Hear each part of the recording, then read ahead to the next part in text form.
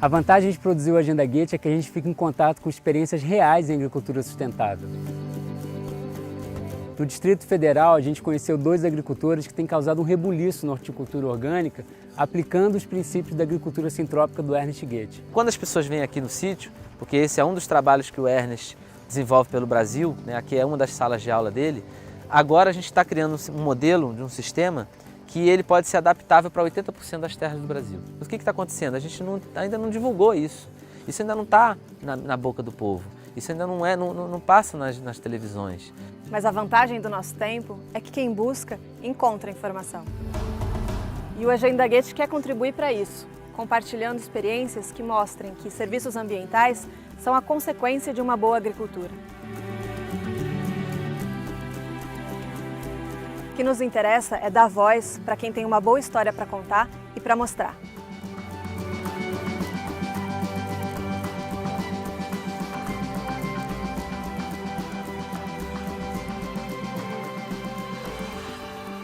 A cada 5 metros são faixas de fruta e madeira. E no meio, entre essas linhas de fruta e madeira, a gente tem 3 linhas de horta. Ou seja, hortas entre os canteiros de agrofloresta. O foco do nosso trabalho aqui é recuperação de solo com produção de hortaliça e futuramente fruta, né? Então a gente tem que procurar um sistema para restaurar os ambientes que funcione e que produza e que retorne. Porque sustentabilidade tem que ser econômico, social e ambiental. Esse é o meu sonho. Vamos plantar floresta e vamos manejar a floresta, mostrando que o caminho para a floresta produz alimento e a floresta produz alimento. E aí quando eu conheci o Ernest, foi como se ele pegasse todos esses princípios que estavam numa nuvem, entendeu? E organizasse. É um foco, você acha um indivíduo que está fazendo o que você sempre sonhou em fazer já há 30 anos na sua frente. Já com tudo realizado, com tudo pronto e vivendo aquilo. A gente vê que o João e o Rômulo são 2 jovens que decidiram questionar o modelo de sucesso e o padrão de vida que eles queriam para eles mesmos. E dentro disso eu me encantei com esse mundo de possibilidades de fazer ecologia na prática e não só da boca para fora. O primeiro papel do Ernesto na minha vida foi esse, sem dúvida.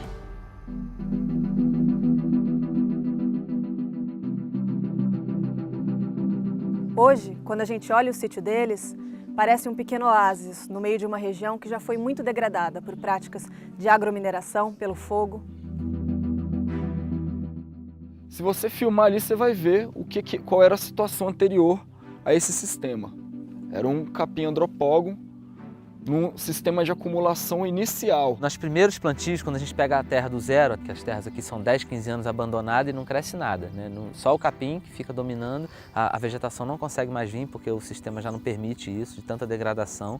Então, no início, a gente faz uma adubação semelhante à adubação da agricultura orgânica de alta escala. E aí, na sequência, quando a gente vai refazer as hortas, eu já começo, cada vez que eu faço uma horta nova, a gente já coloca bem menos. Pó de rocha já não entra nunca mais, que é a correção do solo e a mineração, remineração, a gente só coloca uma vez. No momento que eu colher aqui, o solo vai estar melhor do que ele estava antes. Então esse é o nosso grande diferencial, que aí com 2 anos, 3 anos, a gente já começa a ver a diferença de que não precisa mais repetir aquela adubação pesada. A água, cada vez eu uso menos, porque o solo está acumulando água. O tratorzinho, na hora que ele vai passar para fazer o canteiro de novo, ele não precisa mais fazer tanta força, porque a terra está tão fofa que é só ele passar com a marcha leve que ele já... Então você gasta menos o tratorzinho, porque a terra não está compactada, porque a chuva não compacta a terra e a seca não deixa a terra seca, né? Então tudo, cada vez que a gente vai trabalhar, a gente está otimizando. Aquele capim de terra ácida, ele não entra aqui mais. Você pode plantar ele aqui que ele não vai mais. E é a isso que o Ernest se refere quando ele fala em agricultura de processos e não agricultura de insumos. Não tem nada de dogmático. No caso deles, houve uma adubação inicial para dar viabilidade econômica para o sistema desde a implantação, mas a diferença é que trabalhando desse jeito, em favor dos processos de vida, o cenário vai mudando, o ambiente vai melhorando progressivamente. Então o que a gente vê aqui é o exemplo de uma ação antrópica que tem um resultado mais benéfico para o ecossistema do que se o homem não estivesse ali presente. A gente já está aqui com 2 anos e meio. Esse sistema ele já tem a própria matéria orgânica dele só com as podas daqui. Eu já não preciso mais trazer matéria orgânica de fora, se eu não quiser. Não é uma perda de energia. Quando eu uso o adubo aqui, eu não estou jogando fora. É o contrário da agricultura convencional, seja orgânica ou não. Quando a gente aduba aqui, a gente pega 1 e transforma em 500.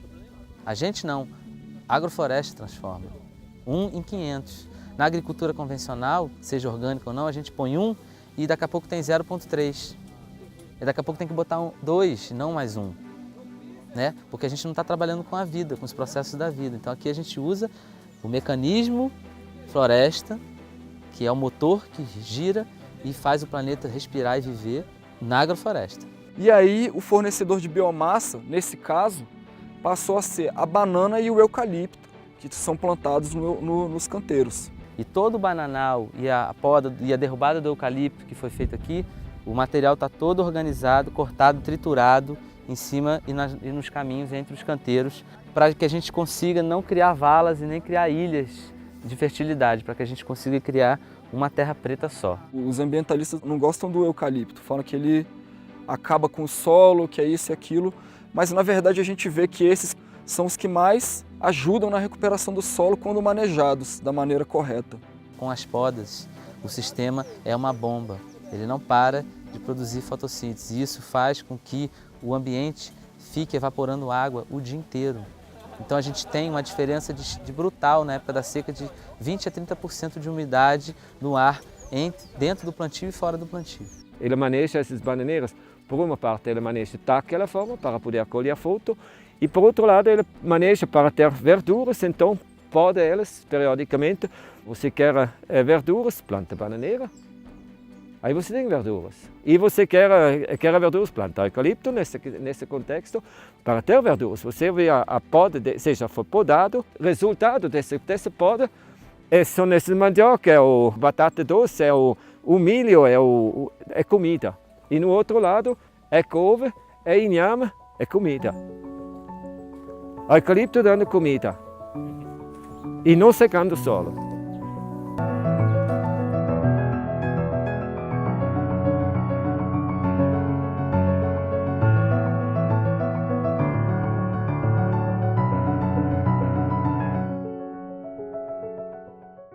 Uma grande vantagem é que essa forma de trabalhar não é um pacote fechado.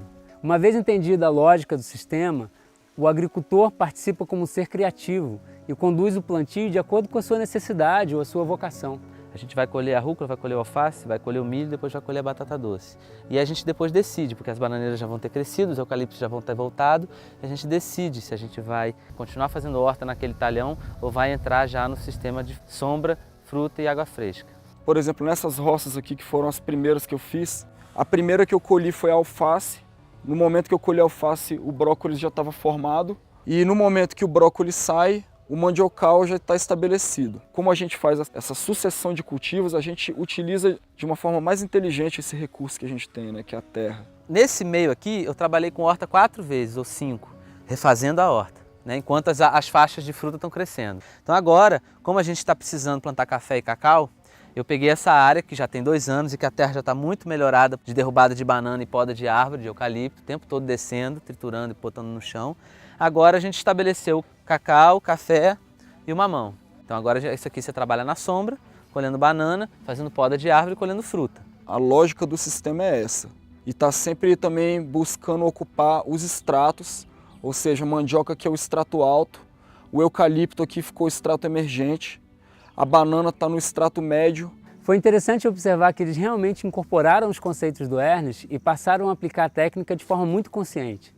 A sucessão vegetativa com o espaçamento e a ocupação dos andares no tempo e aí a poda.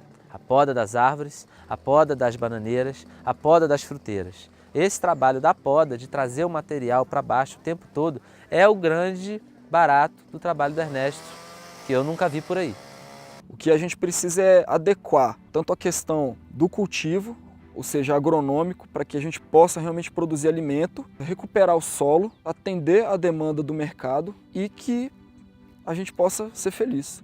A ideia é essa. O grande barato é realmente as grandes possibilidades que tem, porque quando você entende como funciona a sucessão natural vegetativa e coloca a produção de alimento nesse formato, que é a tecnologia natural que o planeta usa, a gente entra no mecanismo, numa sincronicidade com o planeta. Então, esse é o trabalho do Ernesto. Ele entendeu como funciona a floresta e ele coloca, então, a produção de alimento para funcionar na engrenagem do planeta. Esse é o trabalho da abundância, para a gente chegar num estado de abundância, de reestruturar as terras de cultura do Brasil. Porque o Brasil é terra de cultura de ponta a ponta e a gente conseguiu em 50 anos degradar tudo. Então a gente tem condição de fazer um trabalho de em 20, 25 anos recuperar toda essa terra degradada do Brasil, produzindo alimento, 70 a 80 toneladas por hectare ano de comida.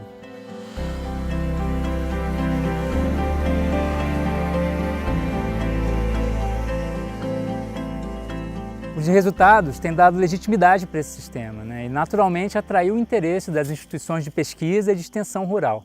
Como é que a gente traz de volta a árvore para a propriedade rural? Porque o produtor tem um pouco de... Sabe, ele como demora muito para ele ganhar dinheiro, então a árvore para ele é um problema, não é uma solução. Tecnicamente, nós sabemos o quanto a proposta da agrofloresta ela cabe, né, numa pequena propriedade, numa média, até grande propriedade. Mas do ponto de vista econômico, como que isso funciona? Porque muita gente, muitos técnicos e agricultores perguntam isso para nós, né? Se a gente entra num sistema de produção de grão e de verdura, que é o que o Brasil produz hoje em larga escala, trabalhando com a agrofloresta junto, a gente consegue, com a produção de verdura e grão, estabelecer as fruteiras de graça, que é o que está acontecendo aqui. Isso aqui está de graça. Esse café, esse mamão, esse cacau já se pagou. Essa laranja nem produziu ainda, já se pagou. Porque a verdura que foi colhida aqui já pagou as mudas deles. Já pagou o adubo, já pagou a matéria orgânica, já pagou a mão de obra. Para desmitificar aquela coisa que a agrofloresta demora muito, né?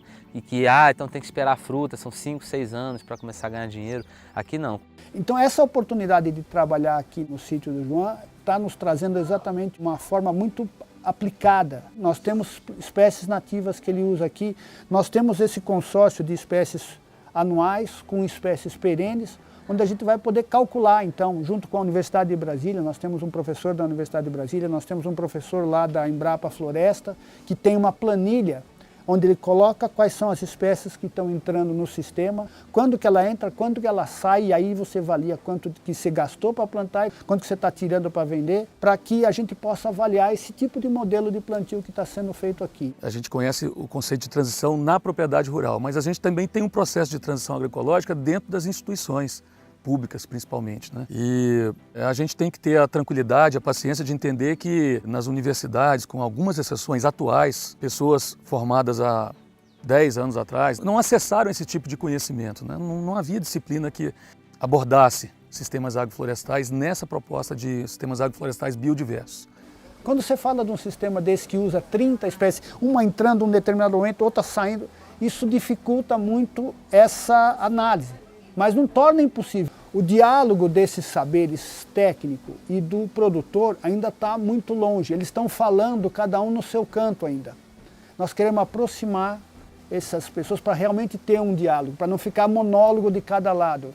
De antemão, pela percepção que nós temos, a gente sabe que funciona economicamente, mas é bom ter os números na mão também. Falando em viabilidade econômica, a gente acompanhou o Rômulo em um dia de feira, que é uma das portas de escoamento da produção deles. A feira, além de recriar um espaço de convívio, é um ótimo ambiente para a gente avaliar o grau de ressonância dessas ideias, né? Para a gente ver o quanto que tem de gente por aí disposta a se responsabilizar pelas escolhas que faz na hora de comprar sua própria comida. Então a feira ela tem esse papel que para mim é fundamental, que é de aproximar as pessoas, aproximar essas duas realidades e devolver ao agricultor a importância que ele realmente tem. E você tem um alimento que você confia em quem produz, confia na forma como ele é produzido, faz muita diferença. Parte das pessoas daqui já foram meus alunos, além de apoiá-los na iniciativa, eu consumo esses produtos em casa e daí eu consumo com a certeza de que eles estão sendo produzidos dentro daquilo que a gente espera da agroecologia, com os benefícios ambientais, sociais, que são inerentes a esse tipo de produção. Gosto muito da energia que eles transmitem, que é uma energia de entusiasmo. O entusiasmo move as pessoas. Me confirma que estou no caminho certo. Trabalhar para criarmos áreas de inclusão permanente e não áreas de proteção permanente do ser humano. A AIP. E essa aqui seria um começo de uma AIP.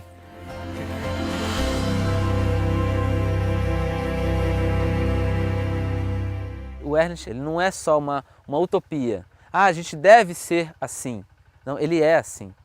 no dia a dia dele, desde a hora que ele acorda até a hora que ele vai dormir. Então a vida dele é produzir mais energia do que consome, né? Fazer floresta o tempo todo, né? E floresta de comida. São as florestas mais bonitas que eu já vi e eu acredito que não tem outra mais bonita que aquela no mundo, né? Se tiver, me fala onde é que eu quero ir lá ver.